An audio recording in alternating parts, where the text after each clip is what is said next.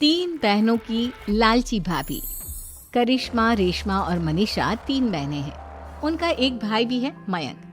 मयंक अपनी बहनों को बहुत प्यार करता है, लेकिन मयंक की पत्नी सविता इस मामले में मयंक से बिल्कुल ही अलग है। वो अपनी ननदों का जितना बुरा कर सकती है उतना बुरा करती ही रहती है और अपनी ननदों पर हुक्म भी चलाती है। करिश्मा, करिश्मा, तुमने अभी तक नाश्ता नहीं बनाया? तुम्हारे भैया को ऑफिस जाने में देर हो रही है।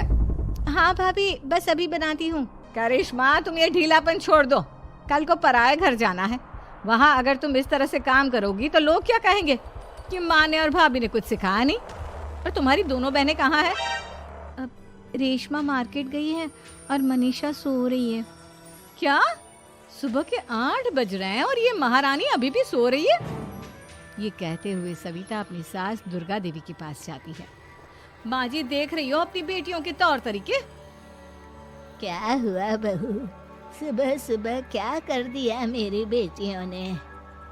अरे एक तो अभी अभी उठकर किचन में गई है, दूसरी सुबह सुबह बाहर चली गई और तीसरी अभी तक सो रही है। क्या करूं मैं इन तीनों का? मैं तो परेशान हो गई हूँ। जा जाकर उठा उसे और रेशमा से मैं बात करती हूँ। सविता सीधा मनीषा के कमरे में जाती है और उससे कहती है, महारानी जल्दी उठो, सूरज सर पर आ गया है। भाभी थोड़ी देर और सोने दो ना, मैं रात को लेट सोई थी। वो क्या ना, यूनिट टेस्ट चल रहे हैं। शराफत से उठती है या नहीं, या फिर पानी की भरी बाल्टी डालूं तेरे ऊपर? नहीं भाभी, मुझे बिस्तर में नहीं लाना, उठती हूँ मैं। मनीषा जल्दी से उठकर बाथरूम में चली जाती है। सभी आराम से बैठकर नाश्ता कर रहे होते कि तभी रेशमा बाजार से हाथ में सामान लिए आ जाती है। रेशमा को देखते ही सविता उस पर बरस पड़ती है। लो, आ गई महारानी। ऐसा भी क्या सामान लाना था जो सुबह आंख मलते ही बाजार की तरफ रवाना हो गई? भाभी, कल आप ही तो चीख रही थी कि घर का सारा सामान मुझे ही लाना पड़ता है, घर में किसी को भी किसी काम से कोई लेना देना नहीं है। अब मैं बाजार जाकर सामान ले आई तो आपको इस बात से भी तकलीफ हो रही है? देख रही हो माँ जी, अपनी बेटी की जुबान कैंची से भी तेज चलती है। और मयंक, आप तो कुछ कहेंगे नहीं अपनी लाडली बहन को। रेशमा, अपनी भाभी से ऐसे बात नहीं करते। चलो माफी मांगो। भैया, मैं क्यों माफी मांगू? आप भाभी से बोलिए ना कि हम पर कम हुक्म चलाया करे। हम इस घर की बेटियां हैं और आपकी पत्नी की ननद है, नौकरानी नहीं। लो कर लो बात। इनकी भलाई के लिए कुछ भी बोलो तो इन्हें बुरा लग जाता है। इस घर में यही इज्जत है मेरी। देख लो माँ जी, आपकी बेटी किस लहजे में मुझसे बात कर रही है। सविता वहाँ से चली जाती है। मयंक को बहुत गुस्सा आता है, वो भी वहाँ से चला जाता है। फिर करिश्मा रेशमा को समझाती है, रेशमा, तुम्हें भाभी से माफी मांग लेनी चाहिए थी ना।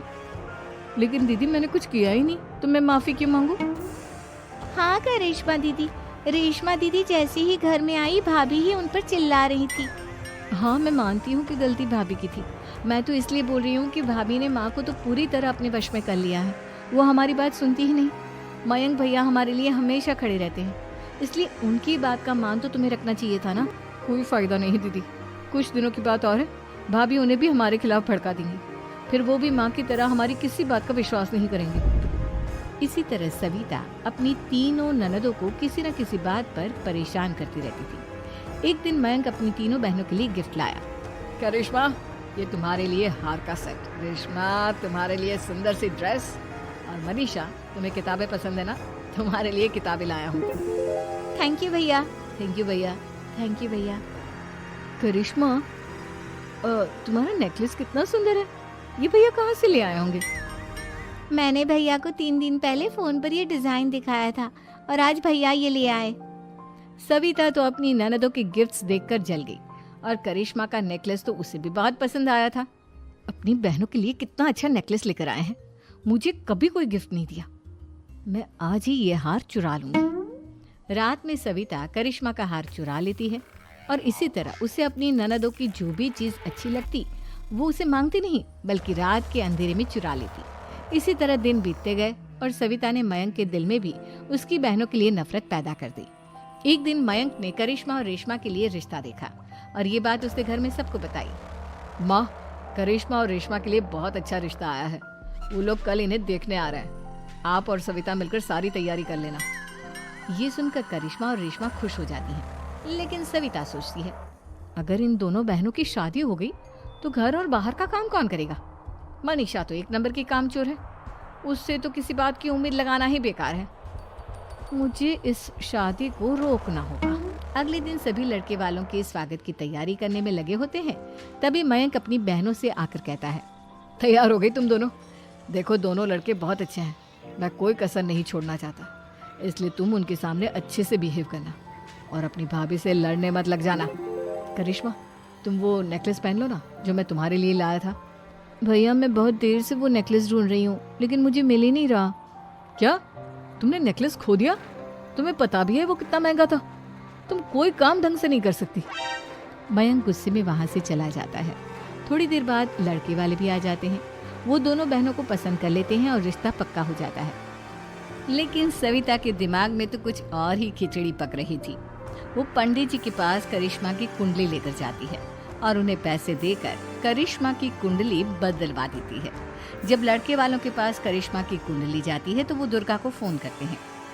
बहन जी, हमने करिश्मा की कुंडली अपने पंडित जी को दिखाई थी। आपकी बेटी की कुंडली नहीं बल्कि दोषों का पिटारा है।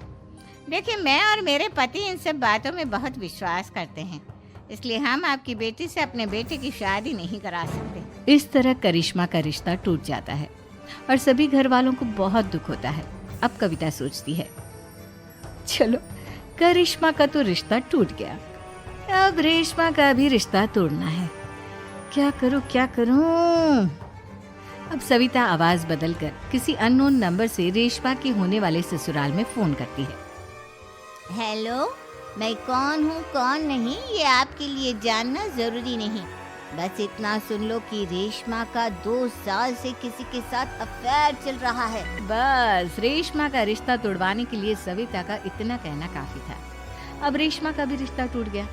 मयंक और दुर्गा देवी ने रेशमा को खूब खरी खोटी सुनाई और उससे बार बार उस लड़के के बारे में पूछने लगी। आप दोनों मुझे क्यों परेशान कर रहे हो? अरे कोई लड़का होगा मेरी लाइफ में तो मैं बताऊंगी ना, जब कोई है ही नहीं तो कहाँ से लाऊं मैं कोई लड़का? तो तेरे होने वाले ससुराल वालों को फोन किसने किया था? माँ मैं नहीं जानती किसने फोन किया था, मैं सच कह रही हूँ। मैं तो पहले ही कह रही थी इसकी लगाम खींच कर रखो, लेकिन मेरी सुनता ही कौन है। आप चुप रहिए भाभी, ये सब आपका ही किया धरा है। अब तीनों बहनों को विश्वास हो जाता है कि ये सब उनकी भाभी ही कर रही है। तीनों बहनें अपनी भाभी को सबक सिखाने के लिए एक वकील कर लेती है और घर में हिस्सा मांग। देखो भैया, माँ बाप की जायदाद में जितना बेटों का हक होता है उतना ही बेटियों का, इसलिए इस घर के 4 हिस्से होंगे और हमें अपना हिस्सा चाहिए। मैंने तुम्हारे लिए क्या क्या नहीं किया और तुम इस घर में हिस्सा मांग रही हो? भैया, आप और माँ हम बहनों की कोई बात नहीं सुनते हो और भाभी हमारी शादी नहीं होने देगी क्योंकि उन्हें लगता है कि आप हमारी शादी में ज्यादा पैसा लगाओगे और उन्हें हम जैसी फ्री की नौकरानी कहाँ मिलेगी। तो हम भाभी के साथ तो रह नहीं सकते, हम बहनों को अपना हिस्सा चाहिए। अरे तुम्हें शर्म आनी चाहिए अपने भाभी पर ऐसा इल्जाम लगाते हुए।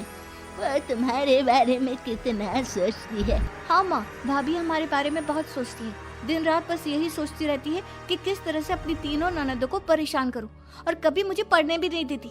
दोनों बहनों का रिश्ता भी तो इन्होंने ही तोड़वाया है और रात में हमारे कमरे में आकर हमारी चीजें भी चुराती हैं। इसी तरह सविता की तीनों ननदें अपनी बात पर अड़ी रही। अब कोर्ट में तारीख भी शुरू हो गई। जब सविता को लगा कि उसकी तीनों ननद इतनी आसानी से नहीं मानने वाली, तो उसने अपने पति और सास को सारी सच्चाई बता दी और अपनी तीनों ननद से माफी मांगी। मयंक और दुर्गा को भी अपनी गलती का एहसास हो गया। अब सविता खुद करिश्मा और रेशमा के लिए अच्छा रिश्ता ढूंढती है और उनकी शादी करवाती है।